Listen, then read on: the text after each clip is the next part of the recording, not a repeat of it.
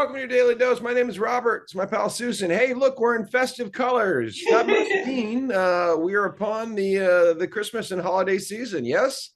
I think so. I love it. I can see Christmas lights in my outside my window at night already. Well, it's so important because we are here to celebrate that in the terms of the Yes and Exercise program we're running called the Christmas Hero's Journey.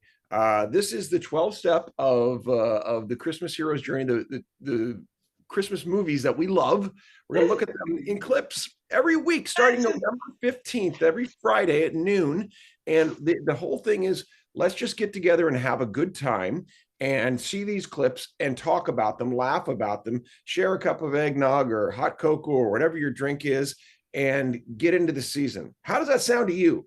Oh my gosh, it's so creative and so crazy. It's so fun, especially those of us who've done the hero's journey and thought about those 12 steps so many times to imagine clips from all those fun holiday movies. I'm really curious what you're going to do. I'm just, Good. it's really cool.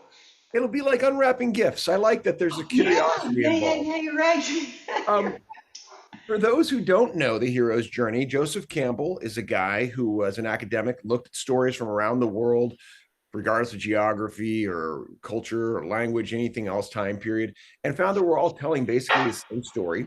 And eventually that got applied to movie making. And there was a famous interview he did with Bill Moyers called The Power of Myth, that PBS's number one show of all time in the 80s. Fantastic, yeah.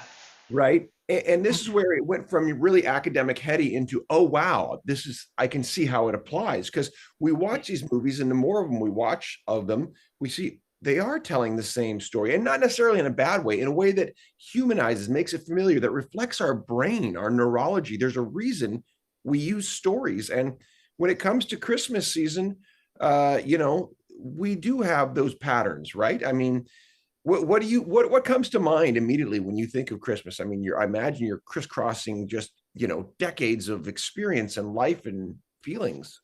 Part of it is my family had a retail business, right? So everything changed in the month of December. And as a little girl, as about a 10-year-old or 9-year-old, I was allowed to be employed to wrap Christmas gifts. And my grandmother was very particular about the way they were done. And they were spectacular. We always had little things on ornaments on them and stuff. It was really cool.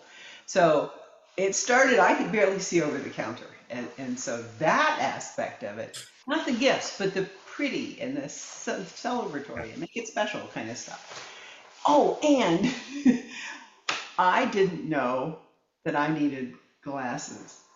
Nobody knew that. And when I was 10 years old, I actually cheated on the eye test at school. Then I Because you felt didn't really want to have guilty. to have them. Yeah. Yeah. So when I got home, I'm like, Mom, would it hurt anything if you cheated on the eye test? And she goes, What do you mean? So I told her how we had to sit 20 feet away from the thing to wait for our turn. And anyway, we took me to the eye doctor. I needed glasses. And when I got them, it was Christmas time, Robert, and I never seen all the individual little twinkly lights. I just seen this fuzz of color, which was awesome. But that I could still feel that. So that those are very intimate, personal, experiences of mine. Well, Yeah. How they're about all you? part they're all part of the Christmas experience. And whether it's lights, whether it's, I mean, the gifts, and you applied it to a business, which I love. I know for me, Christmas, one thing that pops mind immediately are the cookies and the various things that both my mom and my dear Aunt Judith, who passed recently, love her. We're going to celebrate her this week up in the family, and just want to say I remember she would give us these tins of caramel and fudge, big tins. Oh my gosh, stuff that would, I mean, even for a kid who hoarded these things, it would last weeks. And they were homemade and they were all wrapped in this beautiful wax paper. And I just love my Aunt Judith for that. And that's one of my favorite Christmas holiday memories. That's wonderful. It's just wonderful. Yeah. There's so much here, and we've all got them. And this is where, again, the tropes, as they call them in storytelling world, the things that repeat, that are familiar, that we recognize. That's my family too. That's what comes up in these Christmas movies. So to all of you, please sign up. You'll see here on the website, and we'll list the link below, where you can sign up to join us at noon Pacific on Fridays, starting mid-November. We'll run it every week. We're working on some cool giveaways, so you have to be there to win the giveaways. Please sign up. And by the way, everyone's welcome. Bring your friends, bring your family, bring the young ones, the old ones. Everybody's welcome. As we say, you belong. Let's have some fun. Let's have fun. Hey, what if your favorite movie is not among the 12 that you are currently promoting? Good question. As we see on there, hey, don't send us a lump of coal. Send me an email, because I can adjust week by week. If you're like, wait a minute, my favorite isn't amongst the 12, or that scene, I wanted a different scene, I can adjust.